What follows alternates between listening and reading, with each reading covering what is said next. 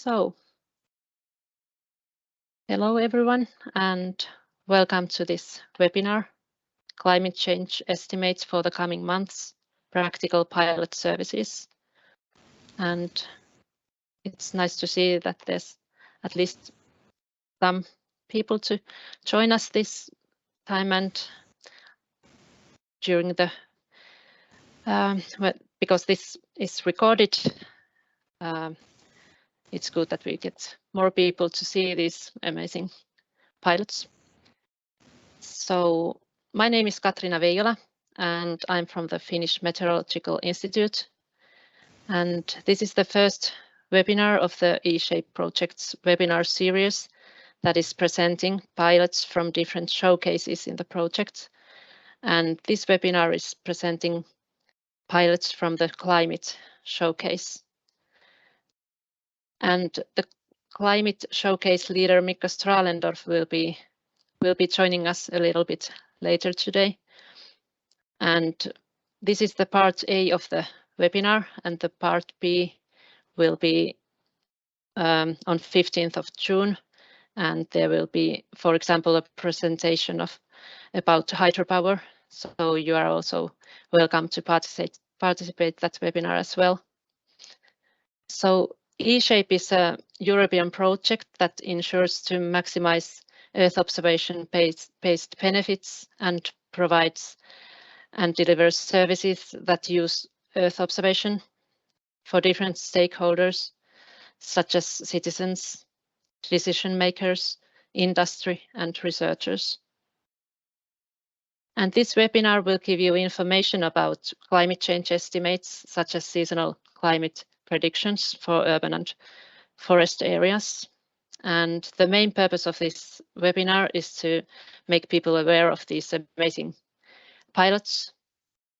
And those pilots give climate change estimates that can predict the situation for the coming months, for example, to be able to prepare better and plan winter street maintenance or forest harvesting. And I will quickly show you the agenda, so you know what presentations are coming today.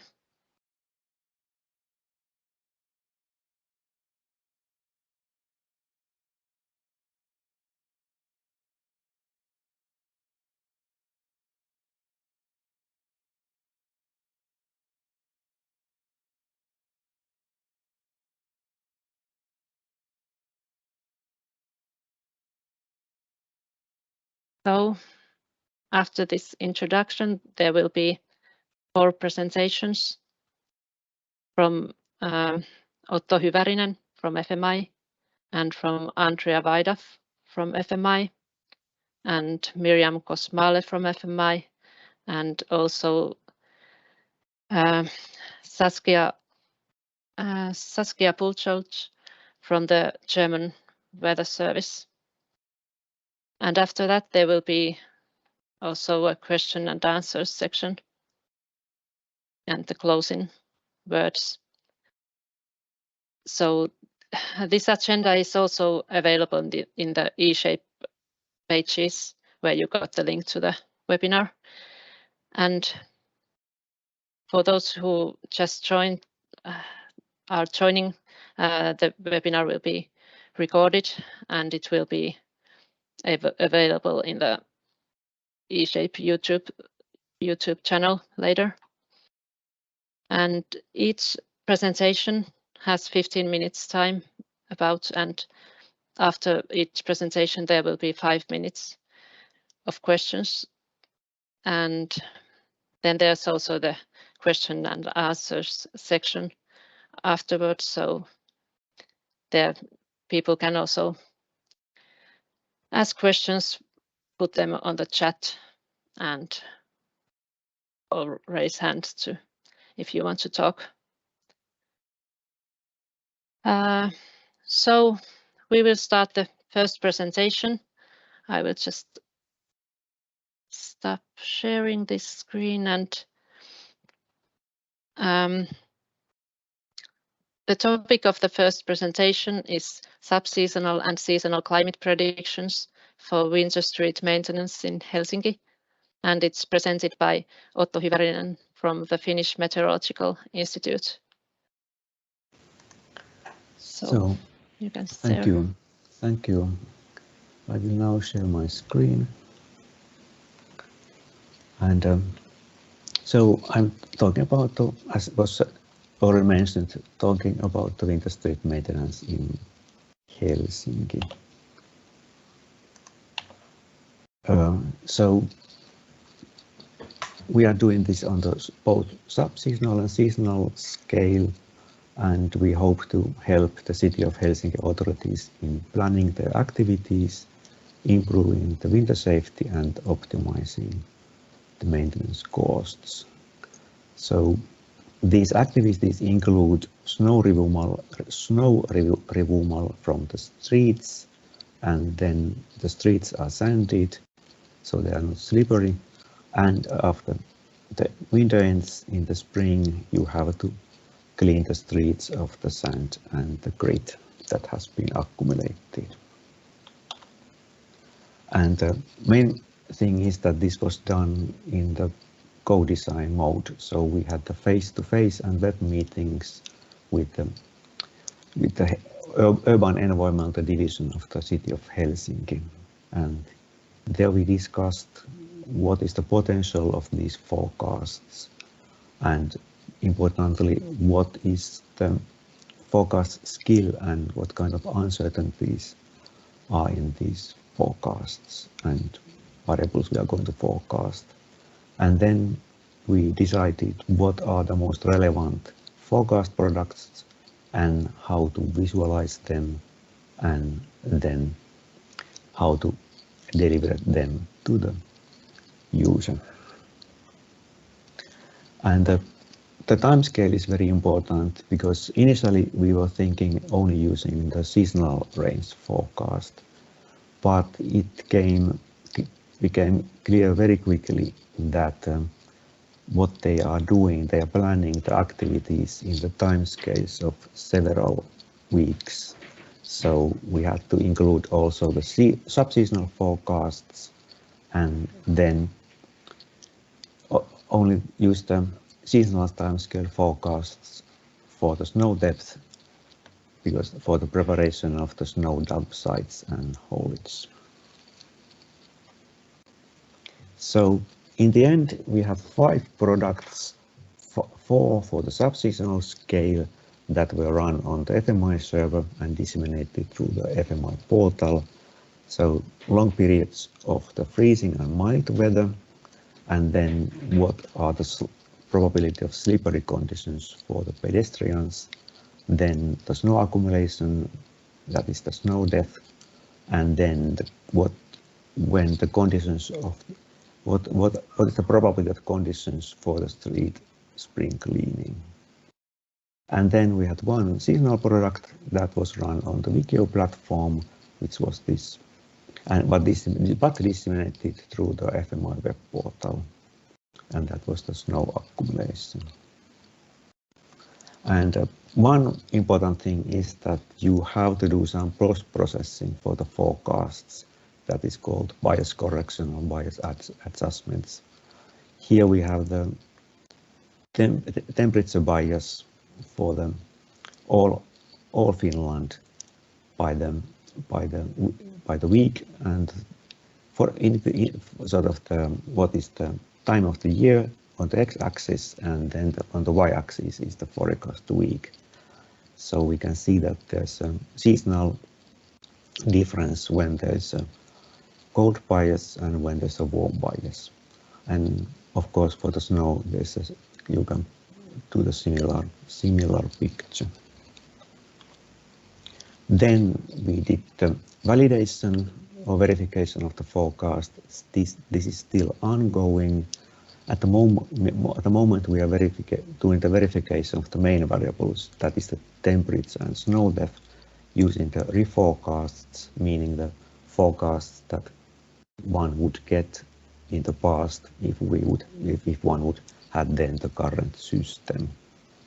And then after the sprint, we are actually taking a closer look into products using both the reforecast and reforecasts. But we can still say something already using the reforecasts that the temperature is sort of a bit harder to forecast. Here I have the climatology error, and you would like to have your error to be lower than the climatology. Otherwise, you would just use the climatology and you would not need, there's no point to make any forecast at all. And here in the light blue, you have the unadjusted forecast, both for the temperature and snow. And you see that this methodology to correct the forecasts does make a better forecast, but still for the 2-meter temperature, you can see that it's very hard to be better than the climatology already in the week 2. For the snow, it seems to be a bit easier. Then we already have the comments from the city of Helsinki after the first sprint last spring, and most of the products were useful, but then some products would need fine-tuning or do not fit in their workflow. For example, the spring street cleaning product is a little bit too strict, so in the end the sand was removed from the street before the product indicated suitable conditions. And then the forecast of the slippery conditions are useful as the background information, but the decision to sand or not to sand are made on the daily basis. So it's a bit hard to know how can you use these weekly forecasts. And we are planning a new meeting after this current spring ends. Then I will do a short demonstration how the forecast look like. This is the subseasonal forecast page, so you can choose the different forecasts. But as the spring has gone very far, you can see that this forecast, for example, for the frost and mild weather, they are showing 100% probability for the mild weather, which is not very surprising. And also, for example, the spring cleaning, it's already almost 100% probability to have the good cleaning conditions. And actually, if you look outside of our window here, you can see that most of the sand has been already cleaned away. And then there's, for example, a snow forecast, which still forecasts some snow, which is maybe not what is going to happen. Then this page is the seasonal forecast, and this is actually for the last month, because already here this is the forecast for the April, so the monthly mean is already almost 0, and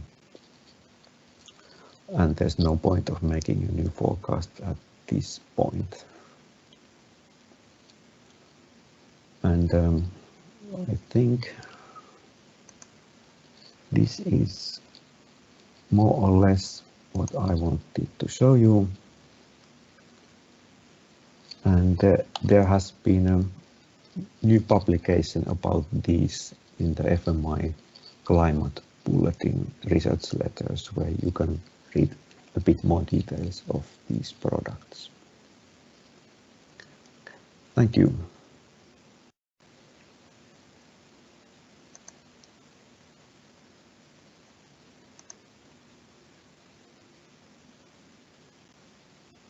So thank you very much for your presentation, Otto. It was very interesting, and yes. Mikko, you had your hands up there, so.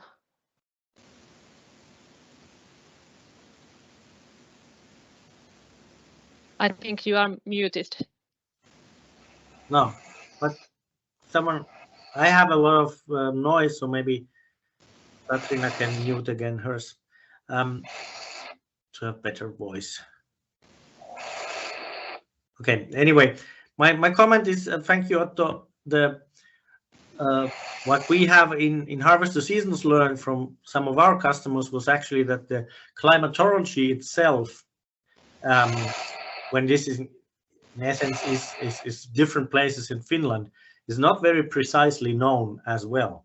So some of the service is even enough if climatology is being kind of like the product in itself. How is it in the city users? How well have they been aware and using climatology itself already? I think they did not have access to climatology itself, and this is something to discuss with them in the next meeting.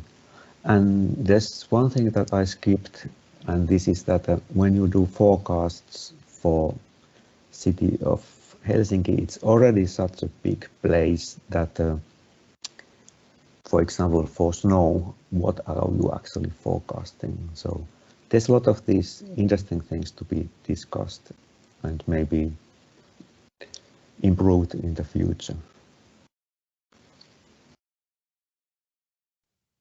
Thank you. Thank you.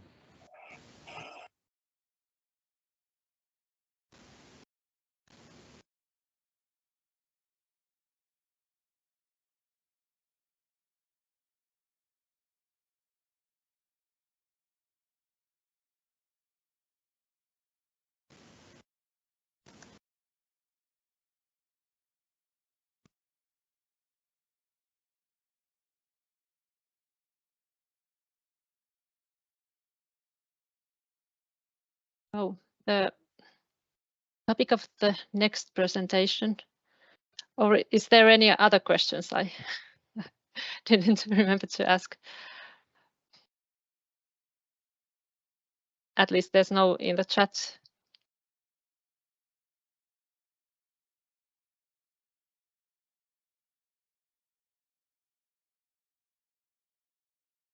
So if there's no other questions, so the topic of the next presentation is subseasonal and seasonal prediction service for tire companies, and it's presented by Andrea Vaida from the Finnish Meteorological Institute.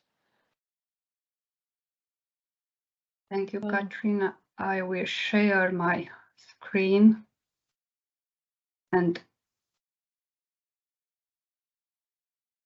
please let me know if you see it in the presentation mode. So is it visible now? Okay, hopefully yes. Yes, it is. Thank you. Yes, so I will present or give an overview about the subseasonal and seasonal prediction service we developed for the tire companies together with my colleagues Otto Hyvärinen, Mika Rantanen, Andreas Stack and Markus Melin, and actually with the help of many other people from FMI. And I would like first to say a few words about the seasonal and subseasonal predictions. What are those? Well, seasonal predictions provide information about the expected future atmospheric conditions averaged over periods of 1 to 3 months. Meanwhile, subseasonal predictions fill the gap between weather and seasonal predictions, so they provide information about the future conditions over a week, averaged over a week, and they provide information for the coming 6 weeks or sometimes 46 days. It is very difficult to provide skillful forecasts for these timescales. However, they represent an opportunity for many applications because decisions are made in many sectors on this forecast time range. So, of course, to have a useful forecast, this subseasonal forecast should be tailored to the user needs and driven by this idea, we have developed the seasonal prediction service. And the main motivation why we focused on the tire companies was that according to legislation in Finland, winter tires must be used between November and March, but only if weather and road surface condition require so. This meaning that actually the time of winter tire installation changes from year to year, and usually when the first snow or cold season suddenly occur, that causes a rush in the tire change garages. So our objective was to create a user-oriented service with tailored subseasonal and seasonal forecast for winter tire season and safety driving conditions. And this products would allow tire company to plan the tires distribution, the seasonal management, and also to foster their customer communication. And we aim to develop a fully automated operational service. But to increase the usability and the uptake of the forecast, user engagement was a key aspect when developing the service, and our user is Vianor, which is the largest tire and car service chain in the Nordics. Their purpose was to test how they could use this subseasonal and seasonal forecast products, if the products would allow them to prepare operations for the high seasons, but also if they would add value to Vianor's customers for a safe journey and better customer experience. Vianor was involved from the very beginning of the project and service development through face-to-face meetings and mail exchanges in order to harmonize their needs, both in terms of forecast products, in terms of visualization and delivery form. And also they are testing the service, providing feedback based on which we can improve the service. So we follow an iterative approach. So we selected the tailored products together with the user, and it became clear from the very beginning that actually the subseasonal time frame is the one which is more useful for them, because they do the decision like 6 weeks, 5, 6, 7 weeks ahead. So we selected a set of subseasonal products, the start and the end of winter tire season, probability of freezing temperature, probability of snow cover and snow depth. And for defining the start and the end of the winter tire season, so the probability of slippery or non-slippery condition, we had to use or we made an analysis of the accident data available from Finland against weather conditions, because actually there was no information available at all on this criteria. And we selected 2 seasonal products, the probability of freezing temperature and snow cover. For producing these forecast products, we used the forecast models, the subseasonal forecast model from ECMWF, which is updated 2 times a week. We use the reforecast for development and the real-time forecast for productions. And the operational service is running on the FMI server, and the product is disseminated on so-called Ilmanet platform, which belongs to FMI. In case of the seasonal products, we use the SEAS5 model as input data from the Copernicus service. So it is a coarser resolution data. And we run the products on Wikio platform and disseminate it on the FMI webpage. But once the products were defined, we had to build the operational climate service. And I listed here the steps of this development. How do we get from the initial input data to the product? And actually the development of this service implied a lot of expertise, not only from the researcher team, but also visualization team and technical team. So we had first to access the data and download the variables needed. In our case, it was temperature, air temperature, and snow depth, both for subseasonal and seasonal data. We run a quality assessment to know how good the forecast, how good the variables are in these models, and we post-process the data. We improve the quality of these variables through bias corrections. Once the variables were corrected, we computed the forecast products and used the output of this computation in the visualization. So we visualize the products through maps and disseminate it through a user interface to the user, to Vianor. Vianor can access the products. They can check the maps. In case of subseasonal products, those are 6 weekly maps. In case of the seasonal products, those are 3 monthly maps. They can test it and provide feedback. So this is an automated, fully automated service, and we are running now the second pilot, which will end in end of June.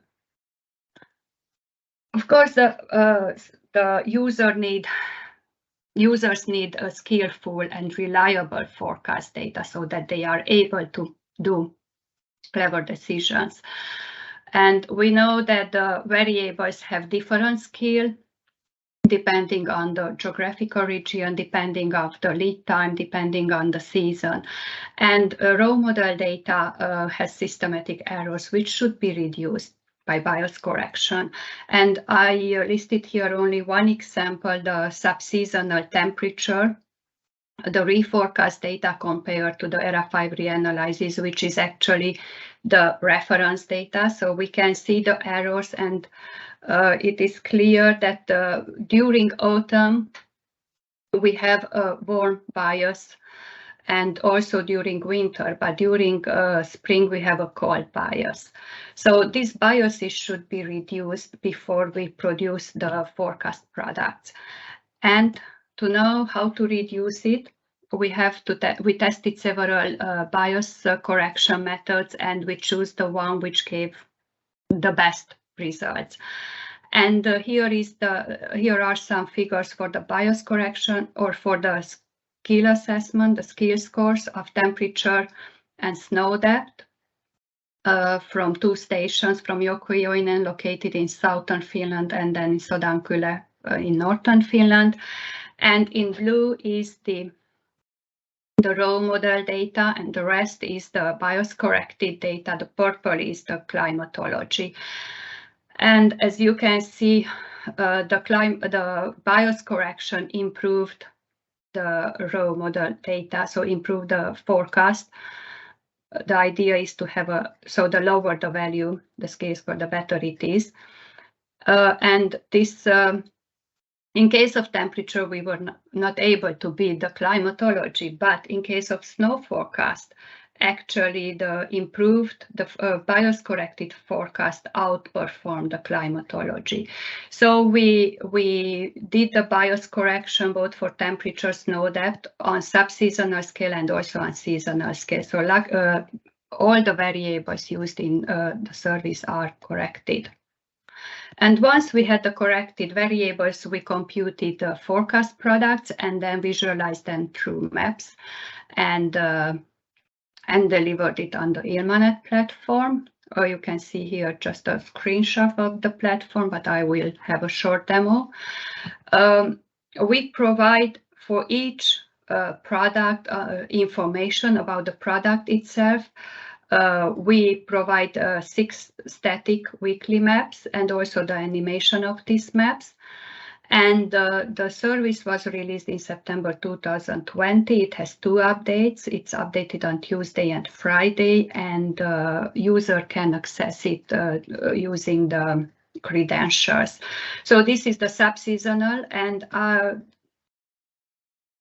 since I don't have time enough, I won't show the maps for the seasonal, but we have the same system. We have 3 monthly maps for the seasonal forecast, which can be accessed by the user, and we have also information for each product. So I will give now a very short demo. of the product. So I just accessed the web page where we have listed on the left panel all the forecast products, well, in Finnish, since our user is Finnish. We have the winter tire season, we have the probability of snow freezing temperature, probability of snow, and snow depth. And as I said, for each forecast we provide, or for each product, we provide a description of the product, how the product was defined, and also guidance on how to interpret the probabilities. So 3 of our products are probability forecast, and then for the snow depth we provide absolute values.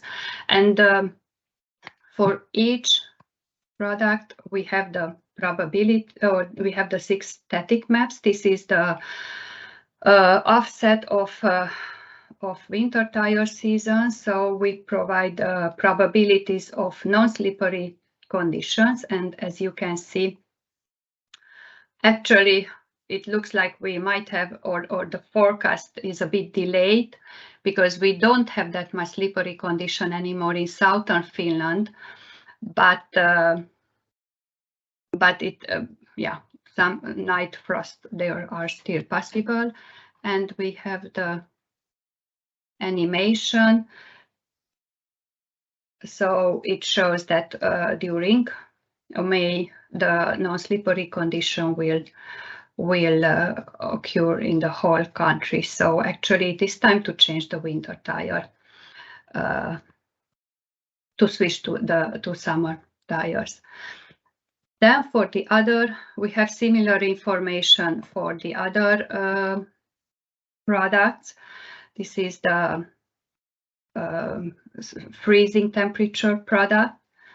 And I will show now the snow depth. We still have some snow, not that much in the south, but of course in central Finland and in northern Finland there are still some snow, so it will probably melt by the end of May. So now I will try to get back to the, yes. So this was the service, and as I mentioned, we are in the second pilot phase, and the user has piloted it and planned how to use it, and they tested the tool, and what their feedback was is that actually the service is beneficial. They could use it in customer communication and marketing activity, but they definitely need more understanding on the reliability of the forecast products, and also they would need a climatology so that they can make some assessment themselves. So we are working now on the evaluation of the products. By the end of the pilot, we do the evaluation of this pilot season, and then we will have a new meeting with them when we discuss the results of the verification. They also realized that they would like to have more regional information to support local service centers, so we are working on that currently. We add new visualization features to the service. But they think, or it looks like that they won't be able to include the service in their operational workflow. That is much more challenging because they prepare the high season like several weeks ahead, and they have to train the people for the high season. So in case that the forecasts are not skillful enough for long lead times, they cannot rely on it and call in the workforce.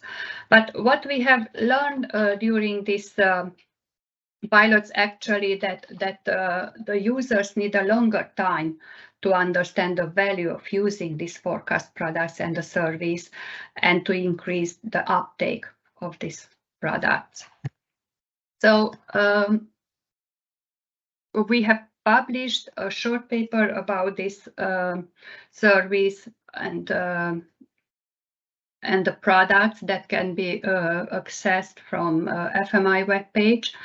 And Also, if you would like to link with the eShape showcases and pilot, you can do that through the help desk. And in case that you have any question or just would like to test our products, you are really welcome to contact me. Thank you. And I will stop sharing, so in case that there are questions.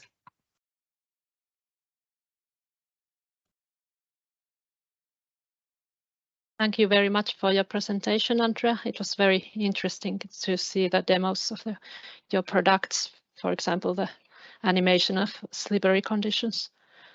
So, Mikko, you had some questions or something to say?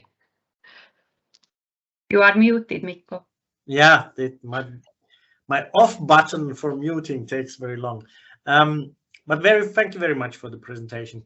I think it's a very it's good to go to these challenging kind of topics. So I think to also have something for subseasonal is really good. Obviously, having worked more of myself on the seasonal thing, this partly is a question for that, and then another question I think for the service itself. When we in Finland, also the normal public, does have to do this kind of tire changing thing. So I was kind of the first question is about the just looking at the tire companies is of course the kind of business route for this, but I think somewhere we could also have a kind of more to everyone who has cars, so all car owners in Finland, a service.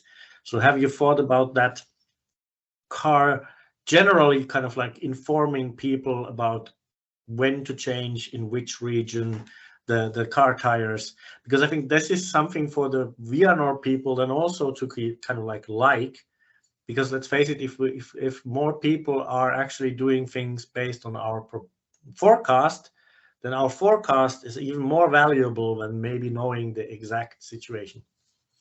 Yes, actually, we have discussed this with Vianor, and it is in their goal to communicate. Actually, communication with the customer involves communicating the date of the tire change or the condition for tire change. So the idea is to provide information for their customer when to go in and change the tires.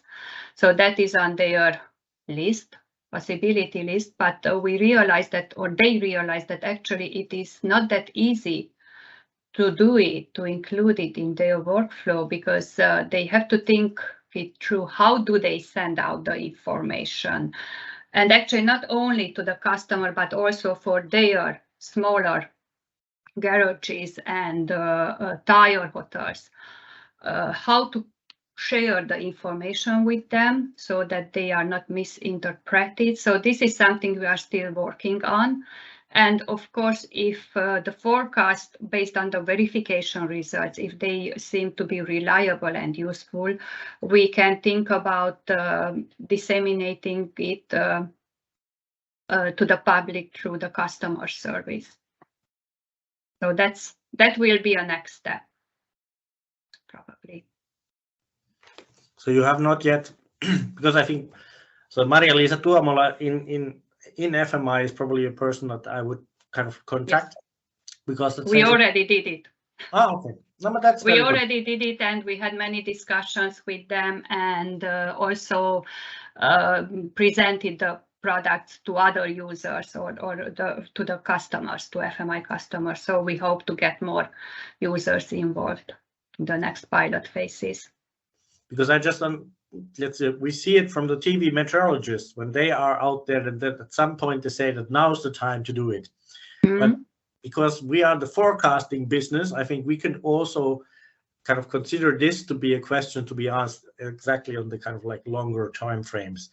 But that we would take this as a kind of public service from FMI, which we then also make commercial services of. I think this is a interesting thing, but it's very good that there's a starting discussion on that. The other questions on seasonal forecasts, which you did not immediately, or kind of you didn't present them, but I think there the question for me is, which I probably have asked sometimes before, but I can't remember the answer, so please bear with me. The 3 months that you only have there when there are 6 months ahead forecast time, I think the reasoning for this is, for me, something to kind of like not get around. When you know that it's teleconnections, the teleconnections actually mean that the skill can be first bad and then it can be better in a longer kind of time steps forward picture. So for me, it seems a little kind of unnecessary to shorten the 6 months available when you can't anyway be so clear of where is the skill kind of in beforehand. You can't know if the skill was actually later on in month 5 best compared to month 2, for example. So if you can somehow explain this to me. Yes, actually, this decision we made based on the skill assessment of the forecast. We already did that also in other projects for other services, and it was clear that the usable skill, the good skill is up to month 3. So after that, it's not clear if it's really reliable. We wouldn't like to provide that kind of forecast.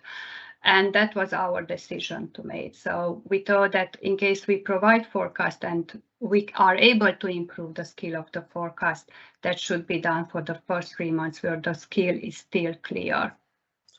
But have you now, since the service is on, for those 4, 5, 6 months, also skill assessments, like ongoing all the time, so that you are aware if they kind of like, because I think that the original skill assessments were not done on a very kind of long time frame. So I think that to have good skills about this is probably about using several years of let's say forecasts and their Yes. and the relations to them. So I was wondering if this situation might change. Yeah, we actually when we do the skill assessment, we use the reforecast data for 20 years, which is the best to be used in the skill assessment and verification process in bias adjustment.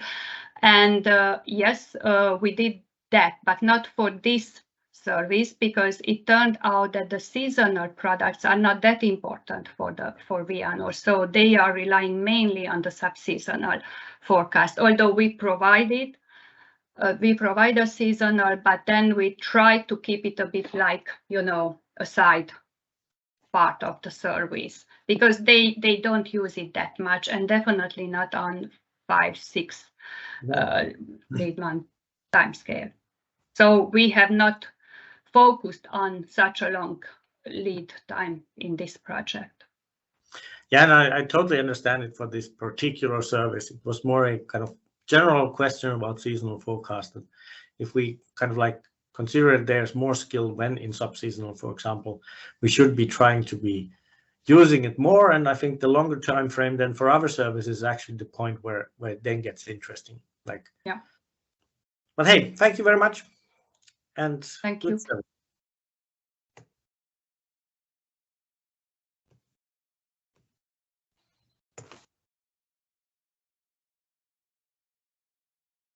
So, is there any other questions?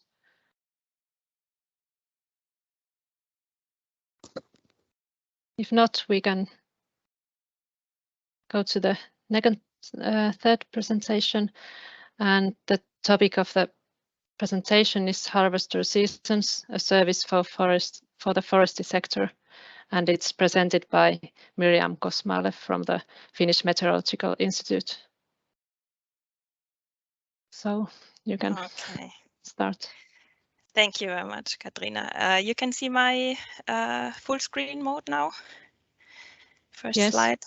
Okay, thank you very much. So I will present our pilot service. It's called Harvester Seasons.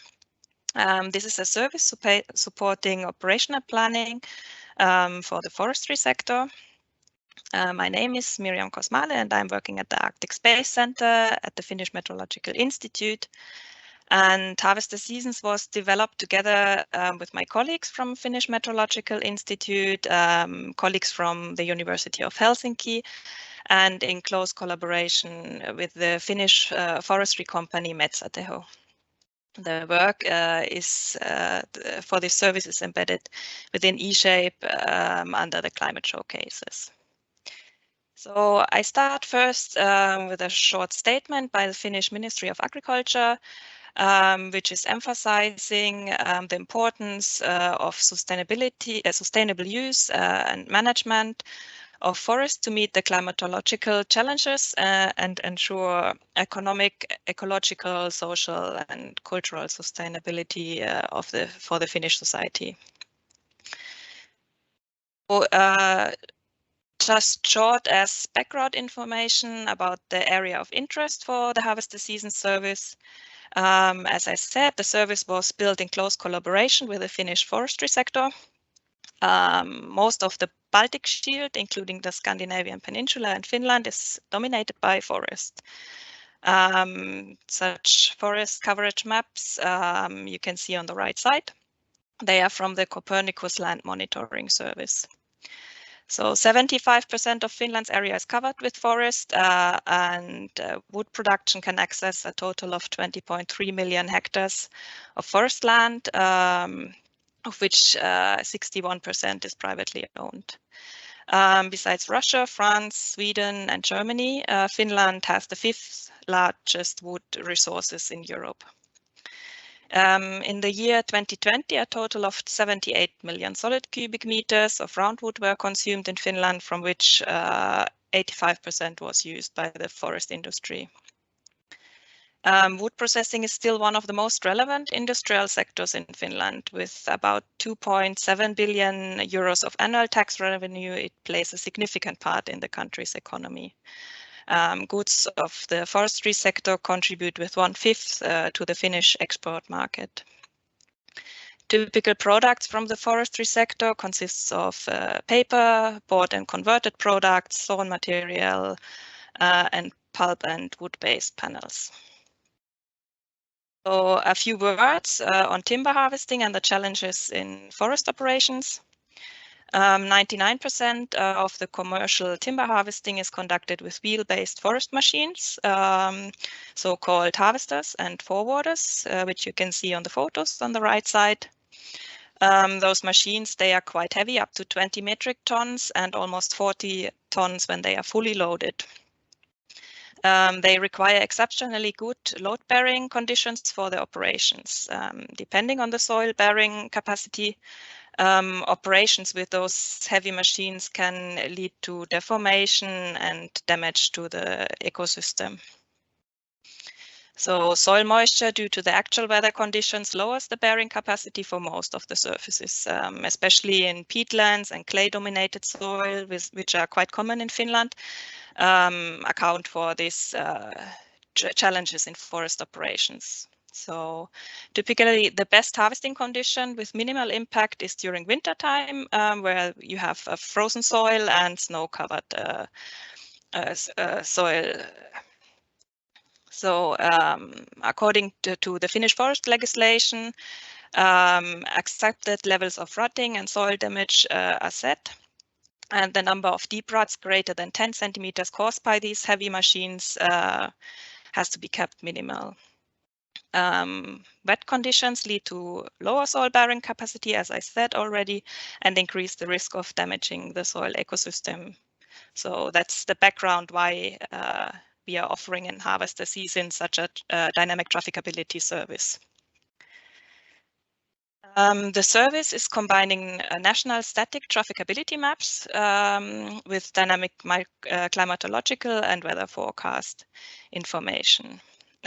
Due to changing climate, shorter winter with less opportunities for winter harvesting, this asks for such a climatological and forecast information system. I mean, looking from the wood supply chain, wood has to be harvested during the full year, all year round, but the weather and soil conditions can't be changed, but the harvesting sites can be selected according to the best possible bearing and harvesting conditions. And Harvester Season is jumping here into the question of selecting the most suitable operating conditions. So the service is a tailored forecast service with easily accessible web map layers and an easy understandable index-based trafficability forecast. The service is open and it's, as I said, co-designed according to user requests from the Finnish forestry sector. The service was developed in close collaboration with Metsäteho and Metsä Group. They are both well-established companies in the Finnish forestry sector with contacts to big forest industry groups and holdings, nationally and internationally acting. The co-design process included feedback from forestry operation managers, operation planners, foremen, harvester contractors, and operators. Few words about the service implementation. The harvester season service is built upon already existing trafficability maps. You can see them in the middle. They are provided by the Finnish Forest Center. This mapping system consists of highly resolved mosaics derived from LiDAR measurements. And these so-called korjuukelpoisuus maps, they have been already in the past useful information for operational planning. The resolution of these maps is 16 by 16 meters. And the whole country is categorized in 6 classes, depending on the soil structure and under which weather conditions those areas are best trafficable. But the problem was that those trafficability maps were still static information and did not include weather or seasonal forecast information so far. So there has been some studies by Luke and Metsäteho and partners on the dependencies of weight of the machinery, seasonal conditions, and rut formation. Based on these works, thresholds for soil conditions leading for good or bad trafficability were implemented in this service. So, and Harvester Seasons is using ECMWF seasonal ensemble forecast information 6 months ahead by the Copernicus Climate Change Service, and the data is bias adjusted and downscaled with Area 5 reanalysis data. And because we discussed also before about accuracy of the service for the short-term forecasts, we have implemented FMI's 10-day weather forecast information as well to the service. And based on the predicted soil wetness and soil temperature for summer and for winter, including the snow thickness, this simple trafficability index is then calculated. For the seasonal forecast, the trafficability index is relying on the 19th percentile agreement of all 59 ensemble members. So Harvester Seasons is running on the Vekeo infrastructure, which is one of the 5 Copernicus DIAS platforms, one of the European computing infrastructures for environmental data and virtual processing.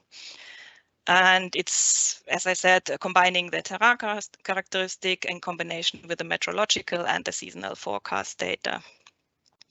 And then lead to these trafficability maps as you see them here on this, on the right side. This is how the service looks like. Since the summer's getting longer and longer with the risk of forest fires increasing, this makes the operation planning even more dependent. So the service offers also maps on the actual forest fire risk by the European EFIS system. This you have seen already in the beginning of the presentation. So there are the tree cover maps also provided by the Copernicus Land Monitoring Service. And as a special user request, we implemented in the service also an alternate color coding, since approximately 10% of the people have problems with distinguishing red and green. So this was a direct user request. So it might help the people to use the service when they have problems with that. And finally, the Harvester Seasons service offers a short summary on operation management and influence of clear cutting on carbon emissions. This summary has been conducted by colleagues from the Department of Forest Science from the University of Helsinki under the guidance of Jana Beck. And it gives a brief overview on the actual status of scientific knowledge and how important smart forest operation management is with respect to the soil carbon stock and carbon emissions. And here's now a summary about all the info of harvester seasons. You can easily find us on Google. There is a YouTube video with a more detailed description how the service works and how you can use it for your work, daily work, and of course check out the eShape project website for more information, or also the Vecchio page where we are presented as one of the use cases. And I close with one statement by our co-designer from Metsäteho. So they are quite happy about the service, and hopefully this service help in improving forest operation management. And we can quickly go jump into the service. So this is how it looks in real time. So you have here the service, all the information. It's available in English and in Finnish. And here you have the background information about all the seasonal forecast data, which is going into the system. And then you can just click here through all the map layers which are available.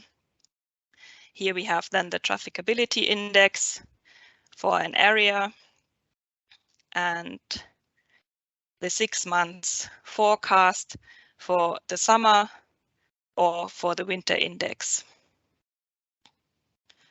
And if you want to have more information about forest management and soil carbon, then just click on this.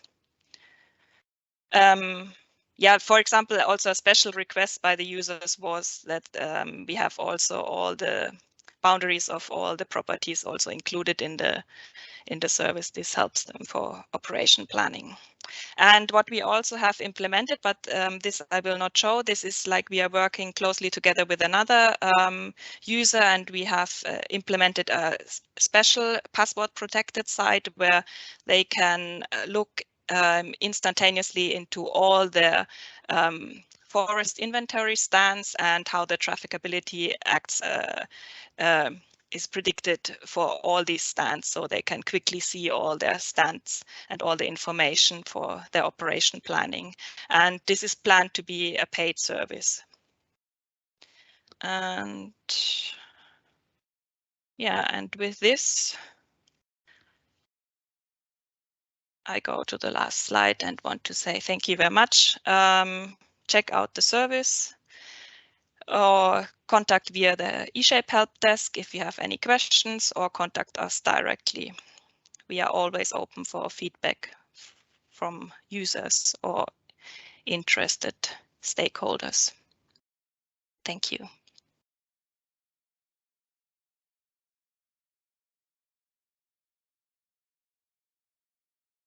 Thank you, Miriam.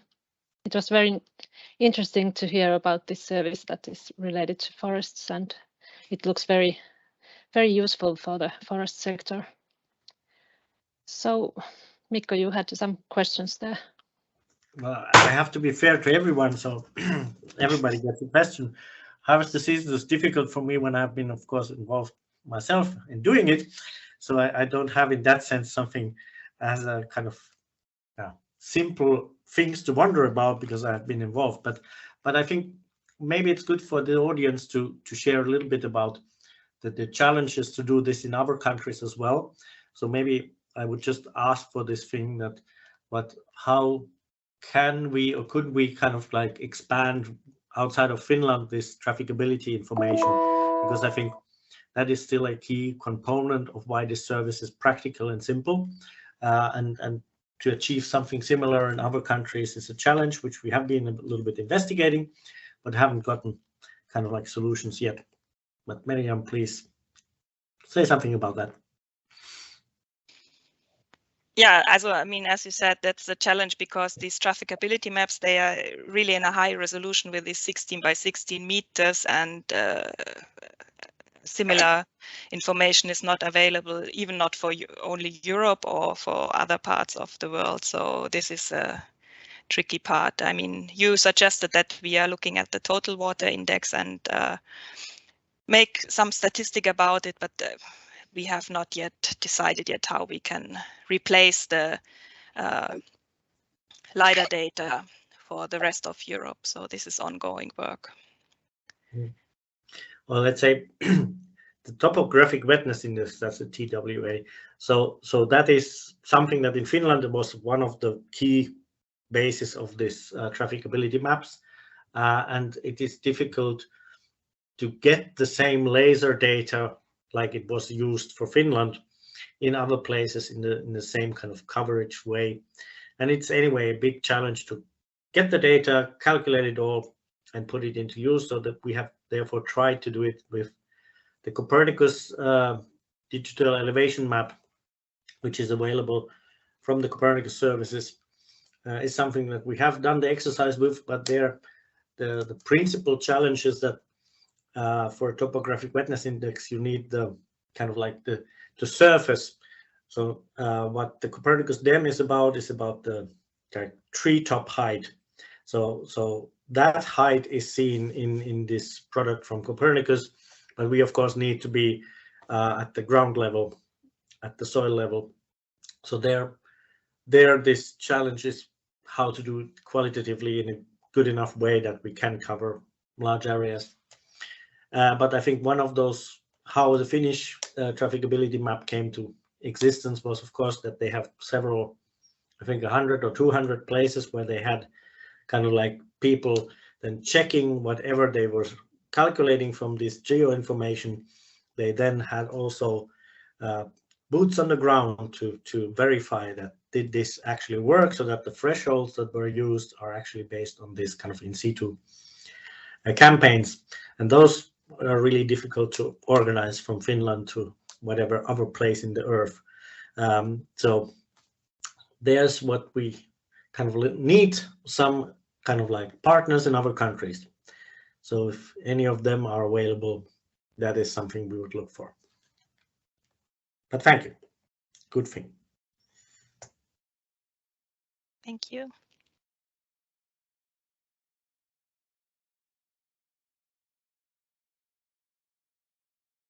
So is there any other questions?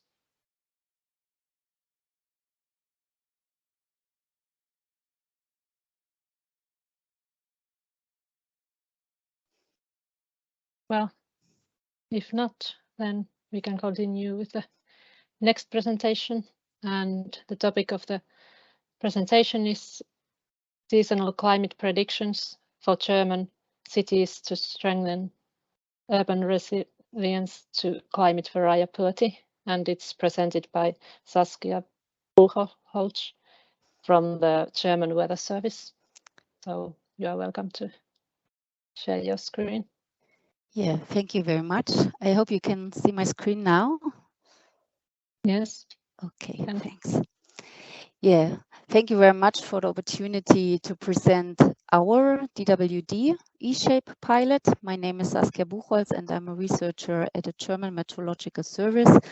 And together with my colleagues, Andreas Paxian, Birgit Manning and Amelie Hoff, we develop the E-Shape pilot.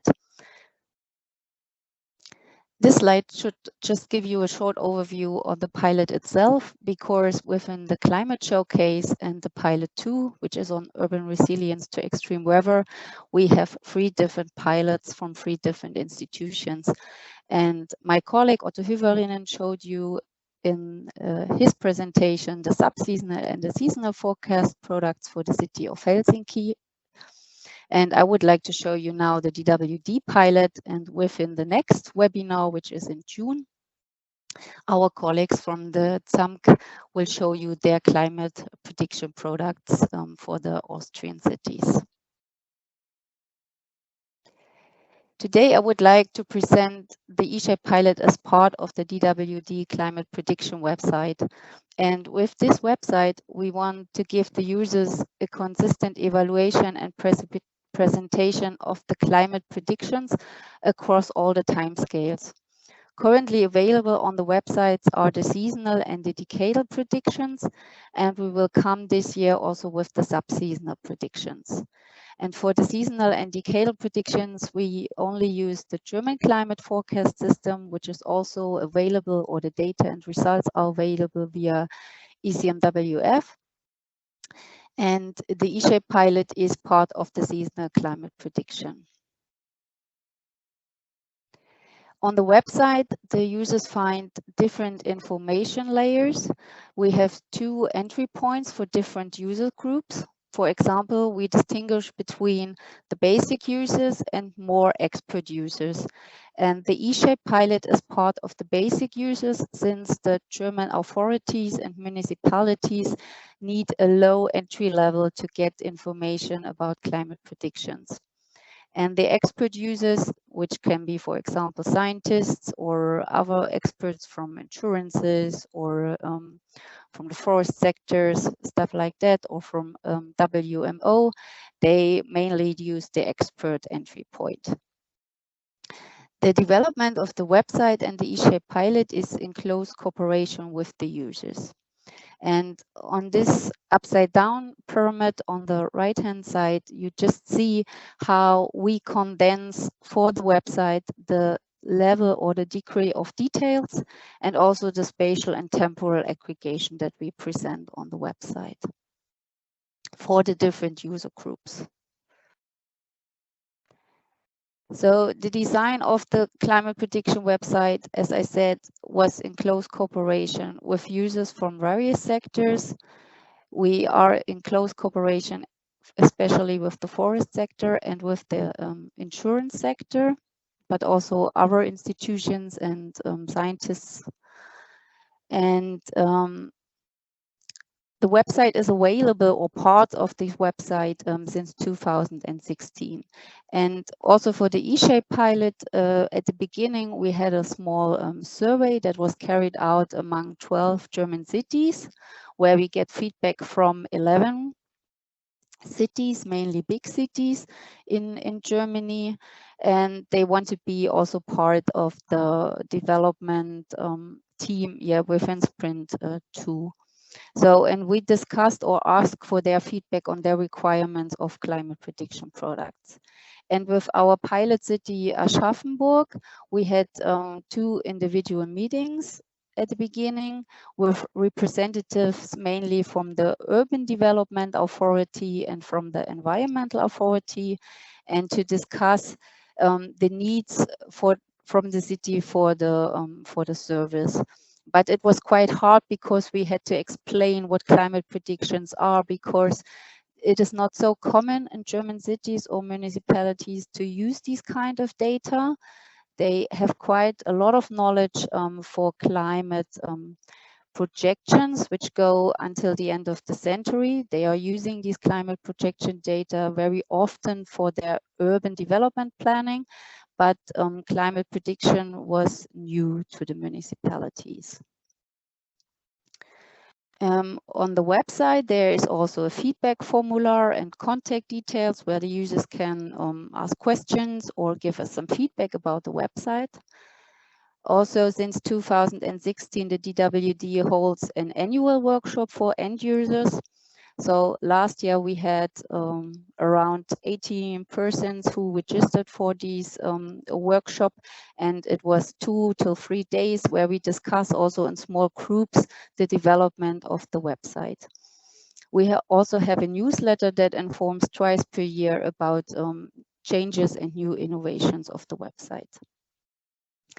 In January 2022, our colleague Miriam Tivik had an EU survey prepared, and now she is getting the feedback and do the evaluation of the survey.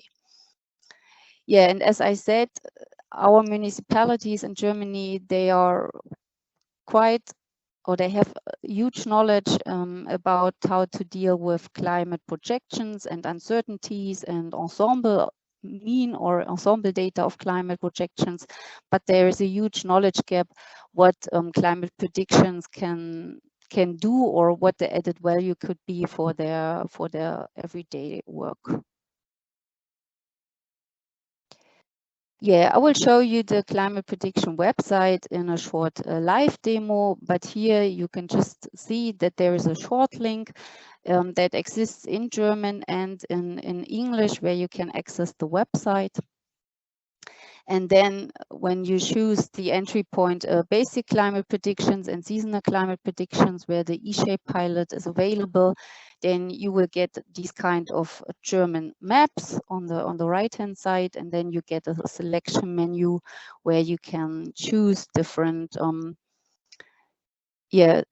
climate prediction runs or the prediction period or the variable you are interested in. We will have a closer look on it right now. And also on the website, there is a lot of background information for the whole system, the models that are used, the operational system, the skill prediction, stuff like that. You also get access to publications where you get more detailed information on the operating system. And also there is available huge websites or help to assess and interpret the graphics and the maps. Now I would like to give you a short outlook, what is planned to further develop the website.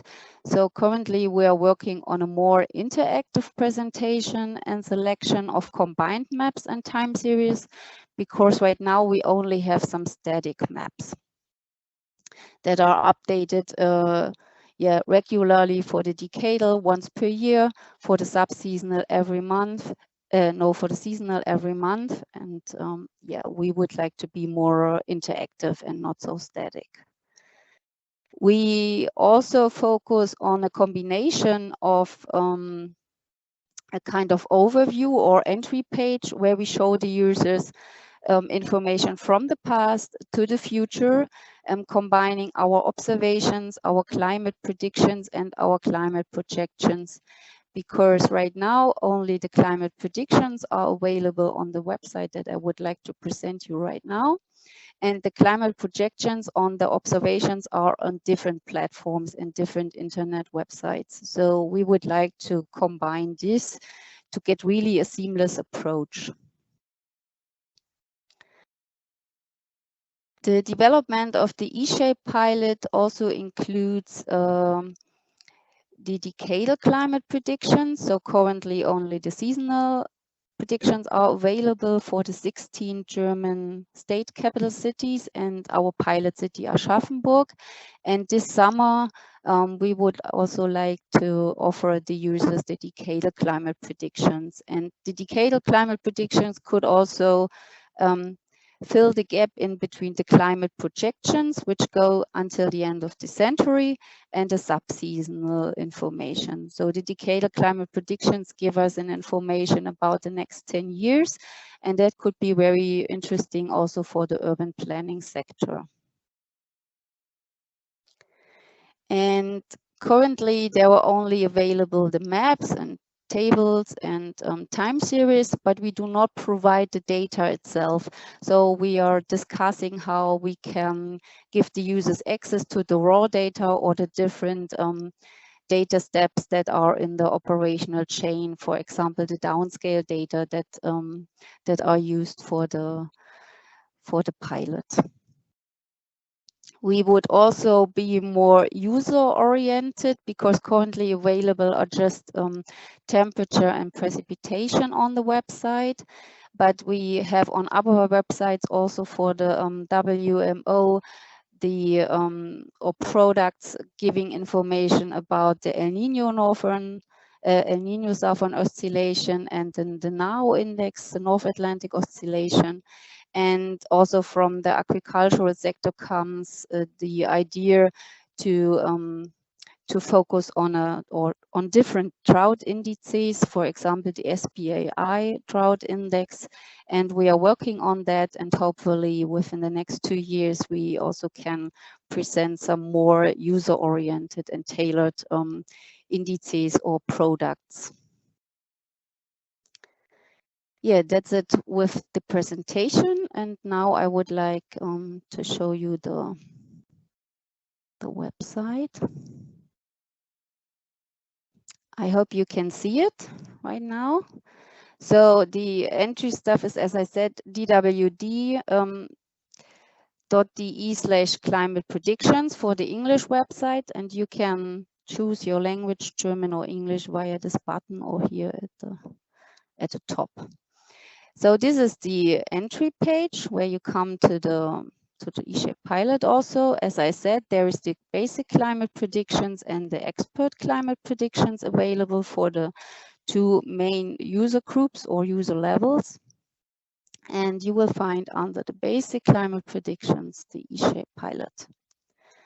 Here you can see the different time scales that are available. So currently we have the seasonal climate predictions that range from this month up until the 6 months ahead, and the decadal climate prediction for the next 10 years. So the eShape pilot is currently only available for the seasonal climate predictions, but hopefully in summer we can also present you the decadal climate predictions. We are currently also working on the sub-seasonal climate predictions, which are not just based on the German forecast system, but on the whole ensemble that is available via ECMWF.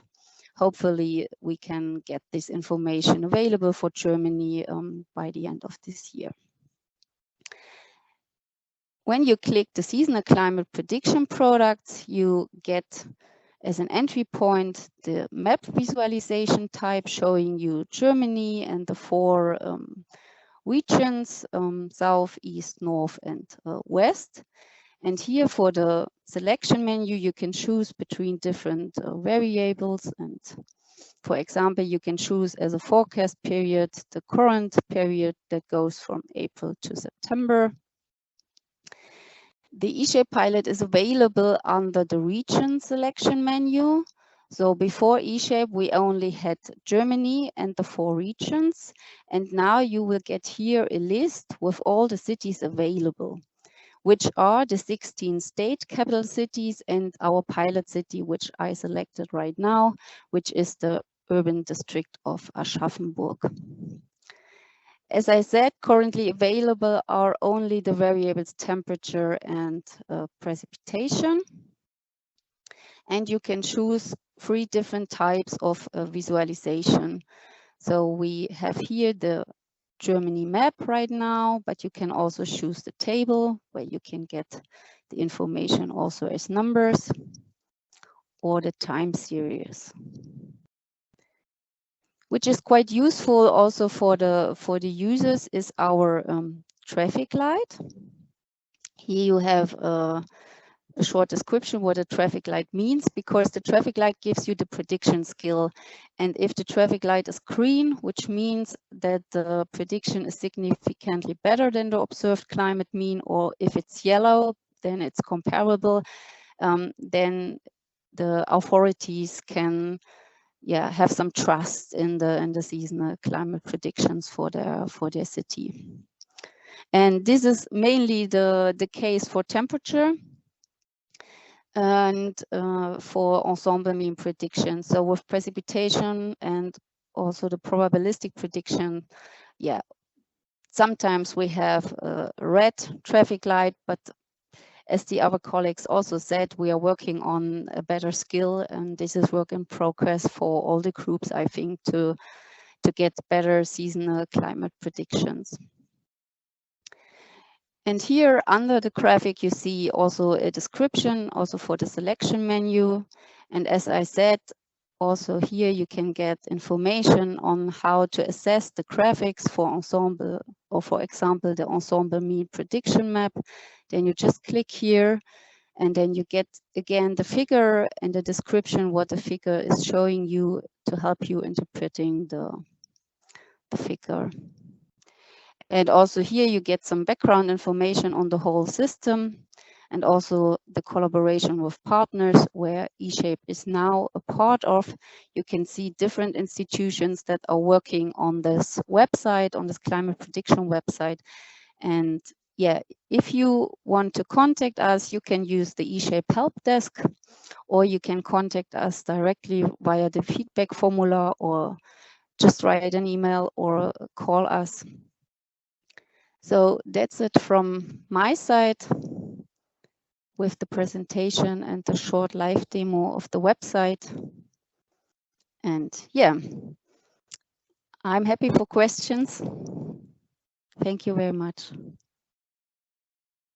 Thank you, Saskia. It was very interesting to hear and see your climate prediction websites. So if there's any questions, Mikko, go ahead. Mikko is always ready. But thank you very much. I think there's quite a lot of material on this website, so for end users to digest in a way. I'm a little kind of like interested in the fact that these are very meteorological informations only.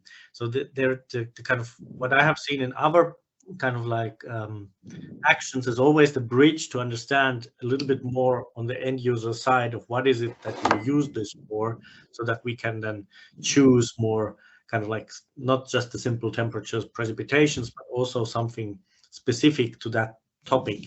But of course, urban resilience is much more broad as a question. But I think there it's interesting to understand that are you looking more into inside Aschaffenburg, for example, to not just make it a region with some basic informations, but are you looking at, for example, like the snow example from Helsinki is good, or the cleaning the gravel off the street to inside Aschaffenburg, for example, to not just make it a region with some basic informations, but are you looking at, for example, like the snow example from Helsinki is good, or the cleaning the gravel off the streets. Some of these kind of like actions that these informations are being used on for. Do you have any examples of them? Mm-hmm. Yeah, I know what you mean, and I see that there is still a problem since we just provide temperature and precipitation as the first two variables. So right now we had more the thing that we get the operational system done, because for the city predictions we also do a downscaling approach using the episodes, a statistical method, and we get over Germany then a map that is 5 kilometer by 5 kilometer. And so we decided not to choose these grid cells over the cities, but combine the grid cells that are within the city's boundaries, to give a mean information, to the cities. And our cities are very interested also in the prediction of maximum temperature, and it was heat waves and heat episodes and also droughts, but the skill is not so good, so we are just working on that right now to improve the skill and to get this information out of our system. Are you looking also in skill only to improve over climatology, or because I do see that the climatology is not so well known, especially I would challenge that probably Aschaffenburg even doesn't understand how different districts of this area have different climate so clearly. But maybe this is just me guessing. If you know that they are actually very aware of this, please correct me. But I think that sometimes this, and you said that you have another system for this climate information, so maybe that has it. So I think, how do you see that?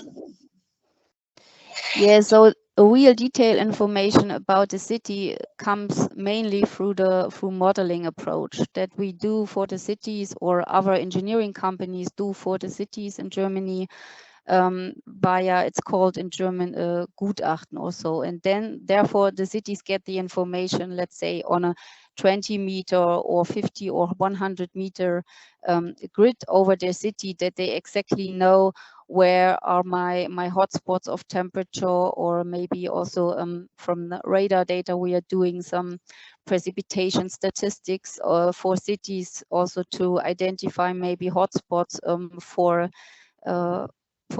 precipitation. But this is also quite hard, because the time series for precipitation is not long enough from the radar data. Yeah, we say as climatologists we need at least 50 years, but we do not have these 50 years. But we are working on different levels for the cities, mainly for such Gutachten or study cases, or for the climate projections. And we try to combine that now, and also to give some information to the forecast as maybe a kind of post-processing, also to do an onset, for example, for the urban heat island, which is for the maximum temperature, also for the mean temperature, or could be an added value for the seasonal forecast, or also the subseasonals. No, I like that. I think the kind of like temperatures above a threshold and how many days, I think that is probably something which is kind of more practical, something to find. Yeah. But hey, very good work, and looking forward to the next steps. Thank you. Thanks.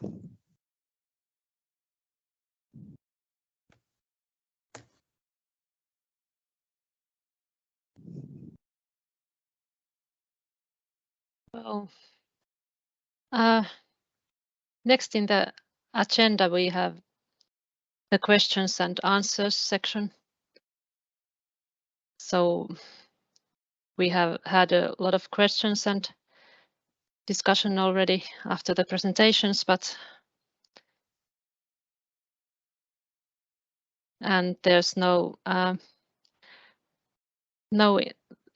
information about questions in the chat either. So maybe Mikko can kick this off, as this is the challenge. Like we would foresee already that it's very difficult to get to this webinar end users, as they shy away probably from the science and the technological questions behind information they might need.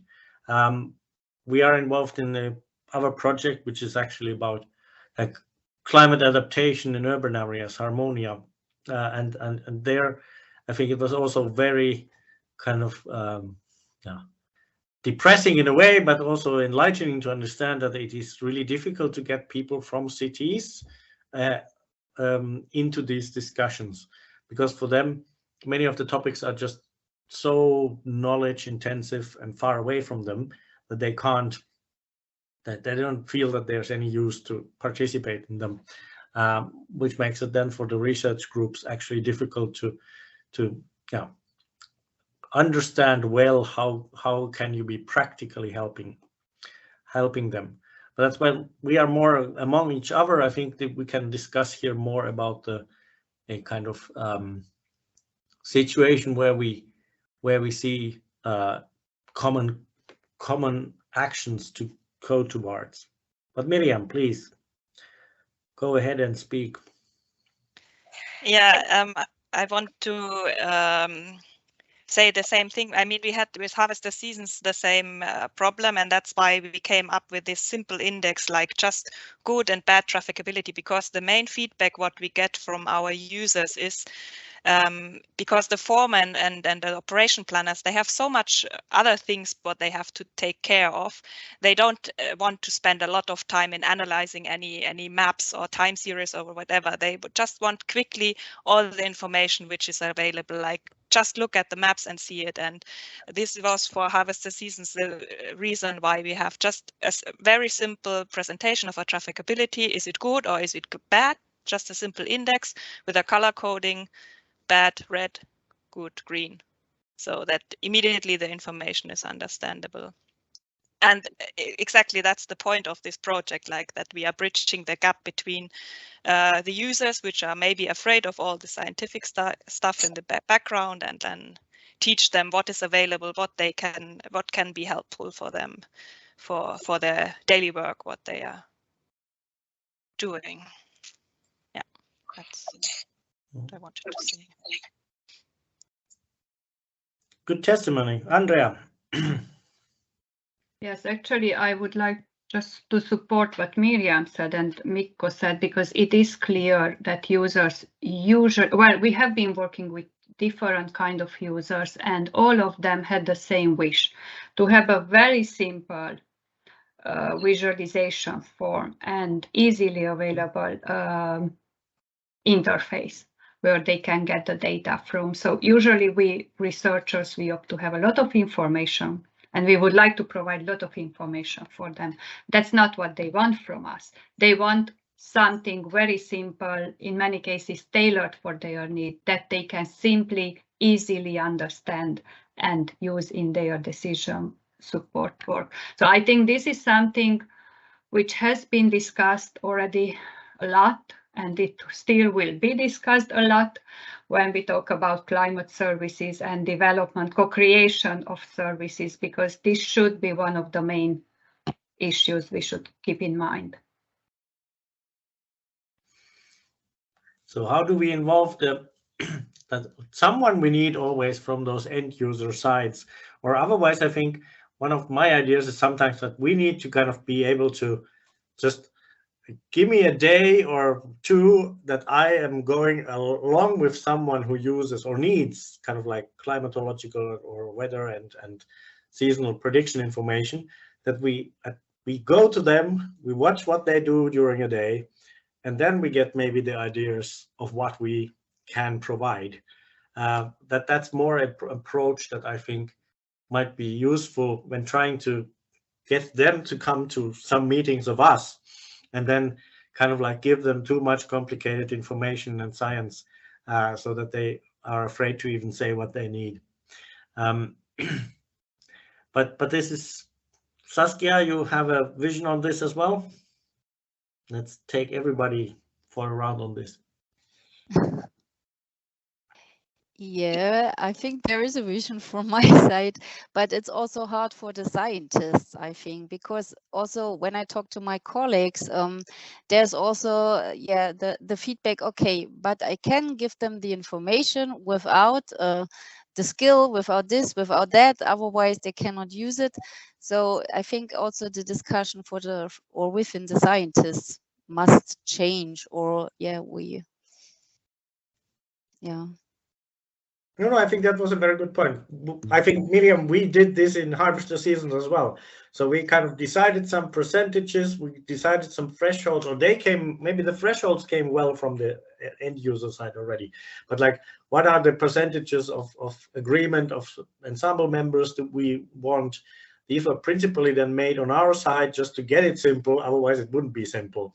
And it didn't feel, well informed. It was more like, okay, you need this, so we have to do it somehow. But in essence, when the reaction then backwards was very positive, and I think we had this one webinar where we really got over 120 real kind of end users to participate for harvester seasons. So I think that was a kind of really nice experience to actually then see that there was something good from this. But Otto? Yes, I would like to give another point of view, that of course we have to be, the forecast have to be as simple as possible, but they should not be too simple. I mean that the seasonal forecast, the skill is rather small and things like that. So if you try to sort of advertise them that they are more or less like a weather forecast where you can give simple on or off forecast, then you might sort of mislead the customers. And then the other thing is that if the customers cannot handle probabilities and things like that, then maybe they don't get anything out of our forecast, and we should actually concentrate on such end users that they actually can use this kind of information, which has the very low signal to noise ratio, or it was either way around. So I mean that it's simple that, for example, I don't need seasonal forecasts at all, because in my decision processing that, for example, if I plan my vacation, there's no need for me to look at the seasonal forecasts. But then, for example, energy companies that have very sophisticated algorithms how to buy and sell electricity might gain more. No, that's very true, Otto. But here I must say that then you have to be very clear of what the skill is.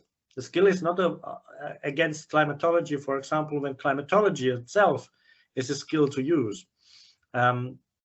So there it's difficult to make this informative or kind of like an informed system from a scientific point of view still, because for example, the forestry sector here is doing is that we decide something on a kind of week ahead basis of what do we do.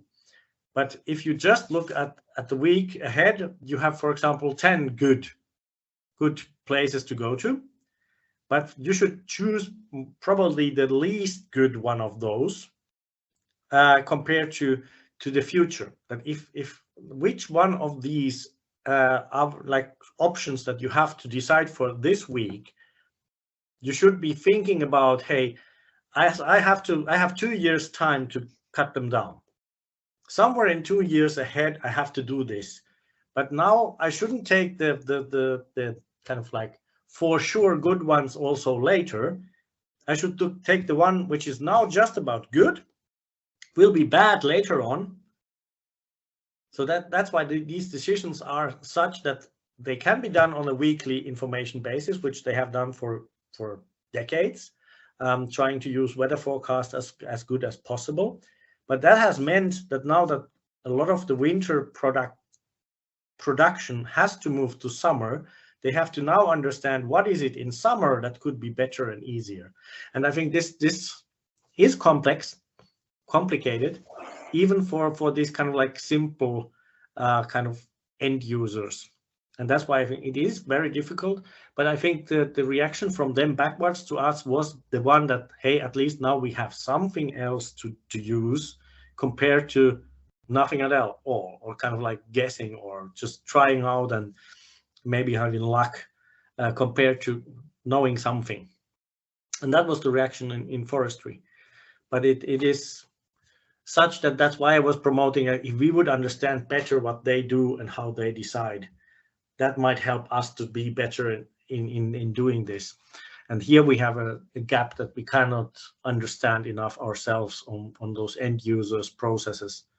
That somehow, and the energy sector is there's an interesting thing which I addressed already with you, Otto. I think that or no, with Andrea, that sometimes our forecasts are more important for price decisions when actual observations in the end, or kind of like the future situation is for business of energy from renewables, for example, less interesting than the one that what is it being forecast at the moment, because that will be used for defining the price. And it's not anymore about, so even if you get bad forecasts, the forecast is important because that decides the price. The actual end weather, so like what we would use as skill, like did we do it good or bad, this is irrelevant to the end user, because the skill, what they wanted to understand is the price. So how good is this price decision?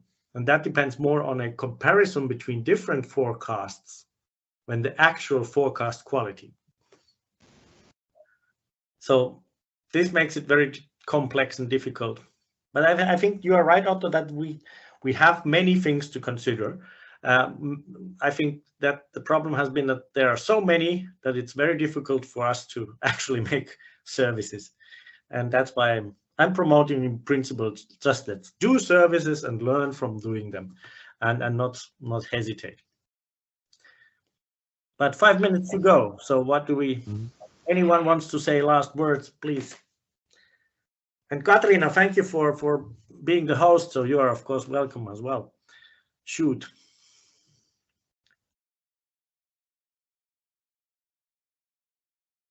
Well, I just wondered about those services that, of course, they should be very easy to use and understand. So the visual image, I mean, maybe better than just some text or Yeah. that kind of thing. So Like a picture tells more than 1,000 words. That's the point. But hey, Andrea and Miriam, maybe you have your finishing words. Go.